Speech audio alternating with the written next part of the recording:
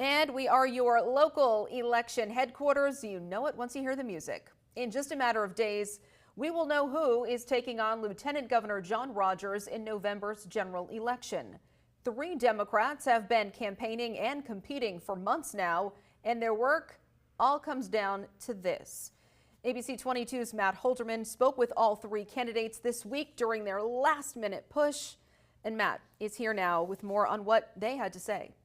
Thanks, Lauren. Yeah, this has been a crowded race since the beginning, with names that if Vermonters didn't know before, they certainly do now. I'll step out of the way here for a sec. Former Lieutenant Governor Molly Gray wants her old job back. Former Peter Welch aide Ryan McLaren is trying to follow in the senator's early career footsteps. And over here on the right, the 2024 Democratic nominee for governor, Esther Charleston, is still hoping to find her way into the state house, but this time with a bit more experience. We know this office can be used for a lot more than it currently is being used for. People are ready for something positive, and I think we can bring that to the table. As Lieutenant Governor, there's a great opportunity to convene, to bring people together. 3 candidates running campaigns with similar messaging, all gunning for the same spot in Montpelier. Molly Gray, Ryan McLaren, and Esther Charleston are competing in the Democratic primary for Lieutenant Governor this Tuesday, with the winner having the chance to square off one-on-one with John Rogers later in the year. The trio are all prioritizing affordability in their campaigns, honing in on housing, healthcare, and more, just with slightly different approaches on how they would tackle those topics. In the end, the answer to our healthcare challenges has to be a universal Medicare for all style healthcare system nationally. One of the things I hear a lot is people are house rich and cash poor. They're on a fixed income. They bought their house 30 years ago, and now the prices have gone up. It's hospital costs that drive up health insurance premiums.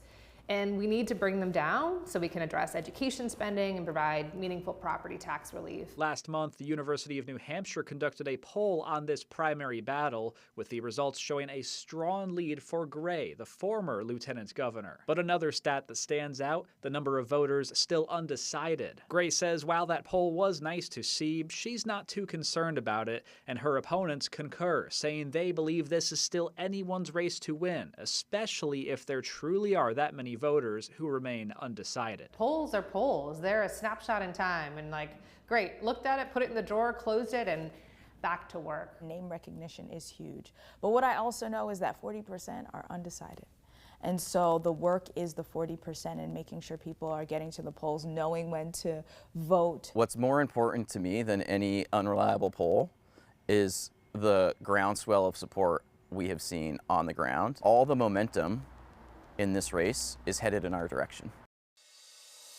Now, another big issue for these 3 is public safety and how addressing substance use, mental health, and homelessness all coincide with it. So again, similar priorities, just some different solutions. We will have the results of this race and plenty others, of course, Tuesday night, and hope to catch up with the candidates afterwards. For now, reporting live in the studio, Matt Holderman, ABC 22 News.